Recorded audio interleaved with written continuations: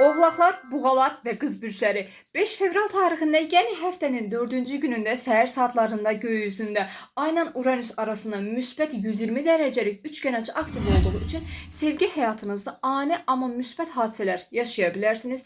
Gözləmədiyiniz anda yeni insanlarla tanış ola bilərsiniz. Planlarınızda dəyişikliklər yaşanıla bilər. Sevgi münasibətinizdə həyəcan arta bilər.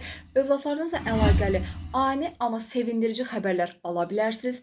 Uzaq məsafə, səyahət, təhsil vasitəsilə yeni insanlarla bugün tanış ola bilərsiniz. Yeni bir layihə, təhsil, kurs ya da səyahət planı ani bir şəkildə bugün gündəminizə gələ bilər. Eyni zamanda yaradıcı işlərdən və hobbilərinizdən çox gözəl maliyyə qazançları bugün əldə edə bilərsiniz.